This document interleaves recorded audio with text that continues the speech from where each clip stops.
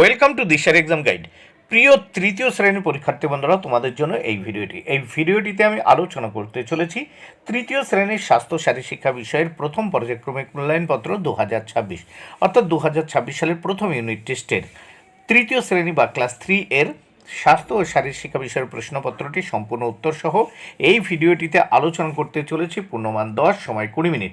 পরীক্ষার্থী নামের জায়গায় তোমরা তোমাদের নাম, ক্রমিক সংখ্যার জায়গায় তোমরা তোমাদের রোল নাম্বার, বিদ্যালয়ের নামের জায়গায় তোমরা তোমাদের বিদ্যালয়ের নাম লিখবে। প্রাথমিক শিক্ষা পর্ষদের নির্দেশ অনুযায়ী নবপ্রবর্তিত পদ্ধতি অনুসারে এই প্রশ্নপত্রটি তোমাদের জন্য তৈরি হয়েছে, তাই অবশ্যই দেখে নিতেই হবে। এক দাগে সঠিক উত্তরটিতে টিক চিহ্ন দাও। এর জন্য রয়েছে কত? 2 মার্ক। প্রত্যেকটি প্রশ্নের জন্য কিন্তু 1-এর অর্ধেক বা হাফ মার্ক করে বরাদ্দ।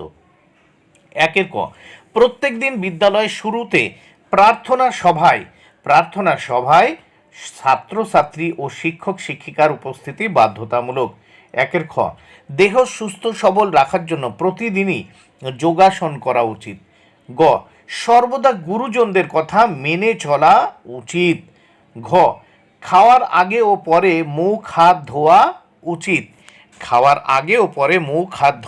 উচিত। নেক্সট আমরা দেখব 2 দাগে কি বলেছে দেখে নেওয়া যাক। শূন্যস্থান পূরণ করো।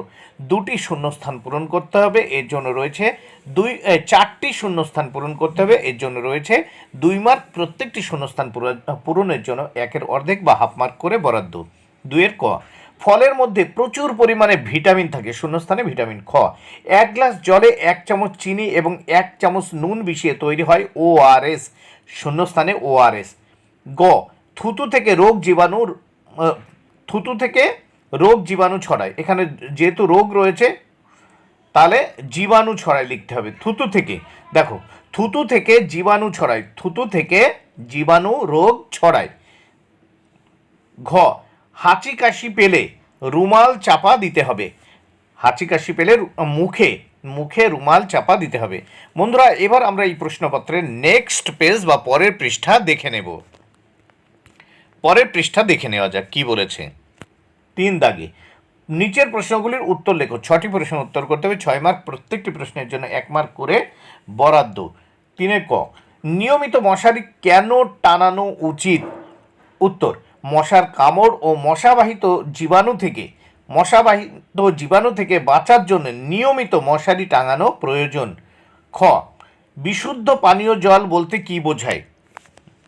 উত্তর দেখো, যে জল পান করলে বা ব্যবহার করলে শরীরে কোনো রোগ হয় না তাকেই বিশুদ্ধ পানীয় জল বলে। এই জল বর্ণহীন, গন্ধহীন, জীবাণুমুক্ত এবং পরিষ্কার হয়।